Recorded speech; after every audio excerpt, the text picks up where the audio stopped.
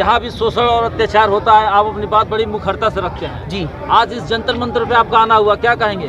आना हुआ, ये मेरा कर्तव्य फर्ज है, देश के प्रत्येक नागरिक का फर्ज है ये आप ये समझ लीजिए। यहाँ आके मैं अपनी ड्यूटी, अपना फर्ज अदा कर रहा हूँ। यहाँ तो देश के प्रत्येक नागरिक को आना चाहिए। ये बेटियाँ किसी एक परिवार की नहीं है, ये बेटियाँ पूरे देश की हैं, क्योंकि जिसने इस देश के लिए गोल्ड लेके आई, जो भारत देश के तिरंगे को विश्व में लहराने का काम किया, वो देश की बेटियों को पूरा देश सम्मान करता है। तो ये तो मेरा फर्ज है, मेरी ड्यूटी है कि मैं यहाँ रोज आऊँ और देश की बहन बेटियों को यहाँ आकर समर्थन करूँ, सहयोग करूँ। पॉक्सो जैसी धाराओं में मुकदमा दर्ज होने के बाद भी सरकार गिरफ्तार नहीं कर रही है, कैसे करेगी? कौन इसमें दोषी नजर आ रहा? अरे कैसे करेगी और क्यों करेगी सरकार, ये बताइए ना आप मुझे। भाई साहब, ब्रजभूषण शरण सिंह के पास में करोड़ों रुपए की संपत्ति है, ठीक है। दूसरी बात ये कि खुद के हेलीकॉप्टर घूमता है उसका। भाई ऐसे अरेस्ट कर लेगी क्या पार्टियों से? बताइए ना, क्यों अरेस्ट करेगी पार्टियों से? भाई नरेंद्र मोदी जी की सुन लीजिए, अरे नरेंद्र मोदी जी की हिम्मत नहीं है मोदी जी की कि मोदी जी बोल सके ब्रजभूषण शरण सिंह के खिलाफ।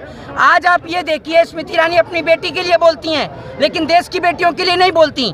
देश की बेटियों के लिए आज बीजेपी की कोई नेता मंत्री बोलने को तैयार नहीं है। सबके सब गूंगे बहरे हो चुके हैं, चुप और मौन हो चुके हैं। इनके मुंह से जो है वो आवाज भी नहीं निकल रही है। ये सरकार की बेशर्मी नहीं कहेंगे तो उसे क्या कहेंगे? ऐसा नहीं लग रहा है कि देश में दो तरीके के कानून है, एक अमीरों के लिए, एक गरीबों के लिए? ऐसा लग क्या रहा है? ऐसा है, ऐसा लग क्या रहा है? जिस पॉक्सो एक्ट के तहत अपराधी को, दोषी को 24 घंटे के अंदर गिरफ्तार कर लिया जाना चाहिए, उसमें अब तक गिरफ्तारी नहीं हुई है। उसमें गिरफ्तारी नहीं हुई है। 28-29 से ज्यादा दिन हो गए। आप जो 1 लाख स्टूडेंट भी हैं जी, और यहाँ पर जो महिला पहलवान बैठी हुई है जी, अब पॉक्सो जैसे धारा के तहत जिला जो स्टेट वाइड है उसमें भी संशोधन किया गया है लोगों को। देखिए, मैं आपको एक चीज बताता हूँ, पॉक्सो एक्ट के तहत जो मुकदमा दर्ज किया है पुलिस ने, दिल्ली पुलिस ने जो मुकदमा दर्ज किया है, पहली बात तो FIR दर्ज नहीं हो रही थी। FIR जो कि प्रत्येक नागरिक का एक फंडामेंटल राइट है, उस FIR को दर्ज कराने के लिए देश की बेटियों को सुप्रीम कोर्ट का सहारा लेना पड़ा। आप पहली ये चीज देखिए, फंडामेंटल राइट है FIR, हर एक व्यक्ति को अधिकार है कि वो FIR दर्ज करा सके, लेकिन FIR दर्ज नहीं होती है। FIR दर्ज हो जाने के बाद जब पॉक्सो एक्ट के तहत मुकदमा दर्ज होता है तो ये प्रावधान है देश के कानून के अंदर, जुडिशरी के अंदर, कि 24 घंटे के अंदर अपराधी को गिरफ्तार किया जाना चाहिए। उसके बाद उसको कोर्ट के अंदर कोर्ट जो सजा देगा वो सजा को भुगतेगा। लेकिन आप ये देखिए, 24 घंटा तो हो गया, 28, 29, 30 दिन हो गए, लेकिन अब तक सरकार ने उन्हें गिरफ्तार नहीं किया है। इसमें यह भी कहा गया कि 90 दिन तक कार्रवाई जो कि की जाती है, अगर नहीं होती कार्रवाई, जो अधिकारी उन पर कार्रवाई की जाती है। क्या कहना चाहेंगे? एक बात आप मुझे बताइए, पहली बात तो ये कि आप 90 दिन की बात कर रहे हैं, आज 30 दिन हो गए, महीना भर पूरा होने वाला है, ठीक है। इससे पहले भी पहलवान बैठ के गए तो सरकार ने उन्हें एक आश्वासन दिया जो कि एक झूठा आश्वासन था। मैं आपसे एक चीज पूछता हूँ, देश की सरकार के राज में, जितना बीजेपी की सरकार के राज में देश की बेटियों की इज्जत और आबरू लुट रही है ना, इतना किसी सरकार के राज में नहीं लुटी। इनकी पार्टी के नेता और मंत्री सब बलात्कारी हैं, ये समझ लीजिए। ज्यादातर कुलदीप सिंह सेंगर किसकी पार्टी का MLA था? बीजेपी, ठीक है। अभी विधानसभा में बैठ के पोर्न वीडियो देख रहा था, वो कौन सी पार्टी का MLA था? ठीक है, सत्ता, ठीक है, नहीं किसकी? सत्ताधारी। क्यों बीजेपी का बोलने में आपको क्या दिक्कत है? क्यों नहीं बोलते आप? कुछ बातें जो कि नहीं बोल सकते हैं। क्यों नहीं बोल सकते भाई? एक बात आप मुझे, अरे मेरी बात सुनिए, आवाज बताइए लोग। नहीं, मेरी बात आप सुनिए, क्यों नहीं बोल सकते आप? आप एक बात मुझे बताइए, आप रसिया और पाकिस्तान दिखा सकते हैं, लेकिन यहाँ बीजेपी के नेता बेटियों की इज्जत और आबरू लूट रहे हैं, वो आप नहीं बोल सकते। क्यों नहीं बोल सकते? देश के संविधान में, देश के कॉन्स्टिट्यूशन के कौन से आर्टिकल के अंदर ये लिखा हुआ है कि आप किसी पार्टी का नाम नहीं ले सकते? अगर कोई चोर है तो चोर को चोर कहा जाएगा, कोई डकैत है तो डकैत को डकैत कहा जाएगा, लेकिन आप नहीं बोलते। क्यों नहीं बोलते आप? मोहित, सवाल यह है कि क्या लगता है संविधान इस व्यक्ति के आगे घुटने टेक दिया है? देखिए, मैं आपको एक बात बता दूं, संविधान ने घुटने नहीं टेके हैं, और इतनी किसी की औकात नहीं है कि देश के संविधान को घुटने टिका सके। ये देश की सरकार है जिसने घुटने टेक दिए ऐसे गुंडे और माफियाओं के आगे। देश की सरकार ने घुटने टेके हैं। संविधान को किसी की औकात नहीं कि संविधान को घुटने टिका दे। संविधान की तो वो ताकत ये है कि आज आप हमसे सवाल कर पा रहे हैं, वरना अगर संविधान नहीं होता ना तो किसी अंग्रेज के घर में बैठ के उसके जूते और चप्पल साफ कर रहे होते। अगर इस देश की आज़ादी के लिए राजगुरु सुखदेव और भगत सिंह ने फांसी का फंदा नहीं चूमा होता तो आज आप और हम किसी के घर में अंग्रेज के गुलाम होते। और दूसरी बात ये क्या समझेंगे कि सत्य और अहिंसा क्या चीज़ होती है? जो खुद सुबह सुबह उठ के लाठी और डंडे उठाते हों वो जानते हैं सत्य और अहिंसा क्या होता है? संविधान के तहत से बेटियों को न्याय मिल जाना चाहिए था, लेकिन लग नहीं रहा सत्ता के अधीन संविधान। एक बात मुझे आप ये बताइए, देश के प्रधानमंत्री को कोई फर्क है? आप मुझे बताइए, अगर प्रधानमंत्री के कान पे जरा सी भी जूं रेंग रही हो, वो प्रधानमंत्री जिसके देश की बेटियां वो देश की बेटियां सड़क पर बैठी हों, वो प्रधानमंत्री विदेश की यात्रा कर रहा है, क्या प्रधानमंत्री को शर्म नहीं है? क्या प्रधानमंत्री जापान से चुनाव लड़ेंगे, जापान से वोट लेकर आएंगे हैं, या जापान से ईवीएम मशीन हैक करवाएंगे?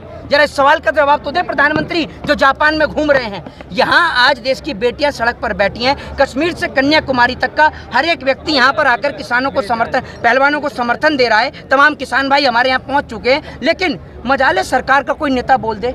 सरकार हर जगह सिर्फ एक ही चीज़ तराशती है कि कैसे भी लोग मरें।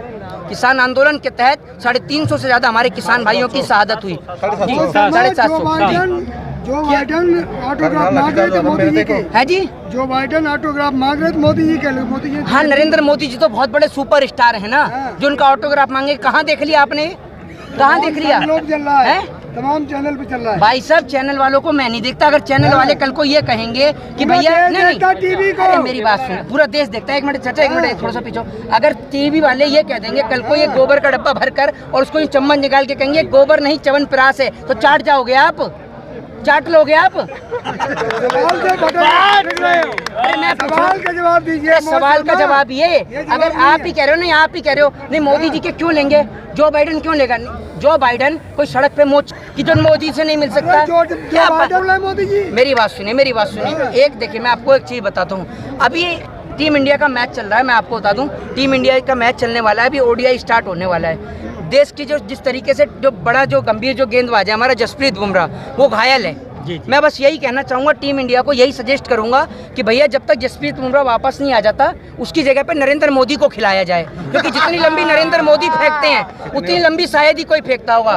नरेंद्र मोदी जी ने फेंकने में शेख चिल्ली को भी फेल कर दिया है। आंदोलन जो है कि ना कहे किसानों का है, पूरे देश में की बेटियों का, पहलवानों का है, खिलाड़ियों का है। खिलाड़ियों का अगर समर्थन मिलता तो आंदोलन कैसा होता फिर? देखिए, खिलाड़ियों का समर्थन क्यों नहीं मिल रहा? अभी भी मैं अंदर होके आया तो हरियाणा से हमारे और भी भाई आए हुए पहलवान भाई, पंजाब से आए हुए पहलवान भाई। आप कैसे करें खिलाड़ियों का, जिन्होंने अलग अलग खेल है, कुश्ती ही नहीं, अलग। मेरी बात तो सुन लीजिए, मेरी बात सुन लीजिए। ये जो कुश्ती, अरे मेरी बात सुनिए, कुश्ती का जो खेल है ना, ये जमीन से जुड़ा खेल है, मिट्टी से जुड़ा खेल है। ये उन भाजपा के दलाल सांसदों की समझ में नहीं आएगा। अब मेरी बात को आप सुनिए, गौतम गंभीर खुद एक खिलाड़ी रहे हैं, ठीक है। आज अगर उनकी देश की जनता, उनके क्षेत्र की जनता, जिस दिल्ली में आप और हम खड़े हैं ना, इसी दिल्ली से गौतम गंभीर सांसद हैं।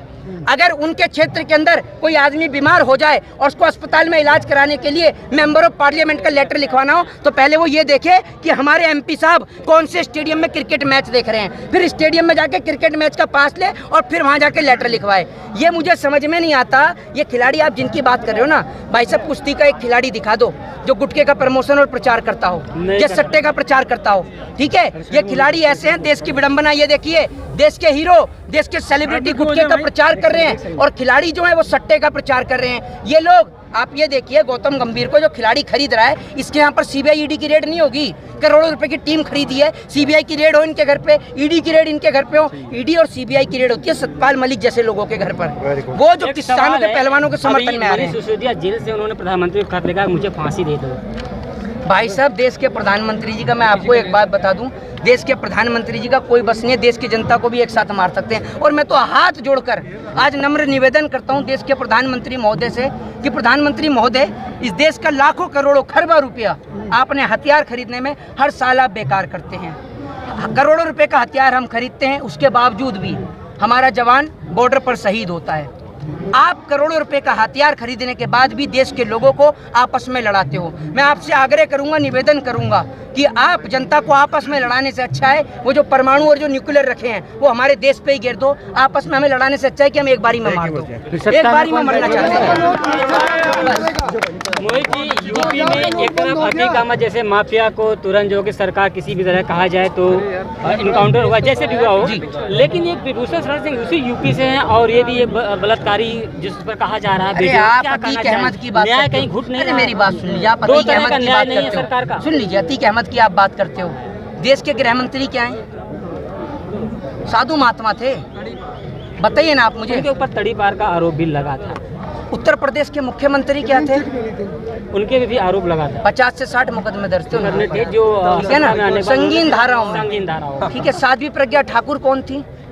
बताइए। ऐसे नेता हैं इनके जिन पे ऐसे ऐसे नेता नहीं है, क्लीन चिट बहुत है। क्यों? सर सारे ही नेता ऐसे हैं जिन पे आज तक कोई FIR ना लगा हुआ है। हो, सारे ही नेता हैं सर। एक बात आप मुझे बताइए, जनता उन्हें क्यों चुनती है सर? उन नेताओं को ही क्यों चुनती है? मेरी बात आप चलिए, अखिलेश यादव का खैर नहीं है, मेरी बात लेकिन मोदी जी एक सवाल उठता है। अखिलेश यादव बेटियों के सम्मान के लिए एक शब्द नहीं बोलो। कुलदीप और अखिलेश यादव के बीच क्या रिश्ता कहलाता है? एक बात आप मुझे बताइए, कल उनकी पार्टी के परसों उनकी पार्टी के जो MLA वो यहाँ पर आए हुए थे, लेकिन अखिलेश यादव का समर्थन अतुल कितना है? प्रधान जी जो है मेरठ से, वो यहाँ पर आए हुए थे। आप कैसे कह रहे हैं कि नहीं कह रहे? भाई साहब, जब बात बेटियों के सम्मान की आएगी तो हर एक व्यक्ति बोलेगा। आज भी पंचायत चल रही है, बताइए ना आप मुझे। आप एक बात मुझे बताइए जी, आप एक बात मुझे बताइए। आप जो बात करते हैं नरेंद्र मोदी जी मेरी बात सुन लीजिए, तो आप एनकाउंटर की बात सुन लीजिए। अगर अरे मेरी बात सुनिए, पिछली सरकारों ने अगर एनकाउंटर किया होता ना, तो आज जो उत्तर प्रदेश के मुख्यमंत्री हैं, मुख्यमंत्री नहीं बन पाते, और जो देश के गृह मंत्री हैं वो गृह मंत्री नहीं बन पाते। इस देश में कोर्ट है, न्यायपालिका है। न्यायपालिका जो सब सजा देगी वो सबको मंजूर होती है, ठीक है ना। लेकिन आप ये देख लीजिए, इस देश के अंदर एक अपराधी को बचाने के लिए कई लोगों के मुंह से आवाज नहीं निकल रही है। मैं सवाल लगता है कि पिछली कांग्रेस जो सरकार थी जी, उसमें इस प्रकार से अमित शाह इत्यादि लोग बच गए। अगर आज की सरकार होती तो क्या होता? मैं आपको एक चीज बात सीधे तौर पर बोलता हूँ, पिछली कोई भी सरकार हो या कोई भी सरकार रही हो, मैं आपको एक बात बताता हूँ, हर एक सरकार संविधान का पालन करती थी, लेकिन इन लोगों ने संविधान की धज्जियां उड़ाने के सिवाय कुछ नहीं किया है। इन्होंने देश के किसान को क्या नहीं बोला? वो किसान जो आपको रोटी खिला रहा है, आप उस दिन इस देश के किसान को खालिस्तानी, पाकिस्तानी, आतंकवादी बोलिएगा जिस दिन आपके पास इतनी टेक्नोलॉजी आ जाए कि आप कंप्यूटर से रोटी निकाल सकें। अभी मत बोलिएगा, ठीक है, क्योंकि आपकी औकात नहीं है। किसानों ने अगर खेती करनी बंद कर दी ना, तो आप पेट नहीं भर पाएंगे देश की गरीब जनता का, याद रखिएगा। दूसरी बात ये कि इस देश में किसान किसको कहते हैं? हेमा मालिनी को है। हेमा मालिनी जो बॉम्बे में रहती है, अरे मेरी बात सुनिए, अरे गेहूं काटने के लिए आते हैं हेलीकॉप्टर से हेमा मालिनी, किसान बन गई थी उसमें। बिल्कुल। न्याय कब तक मिल जाएगा? न्याय कब तक मिल जाएगा? देखिए, जब तक न्याय जब तक नहीं मिलेगा, जब तक ब्रजभूषण शरण सिंह गिरफ्तार नहीं होगा, उसकी गिरफ्तारी के बाद यह आंदोलन समाप्त हो जाएगा। जय हिंद, जय भारत, वंदे मातरम।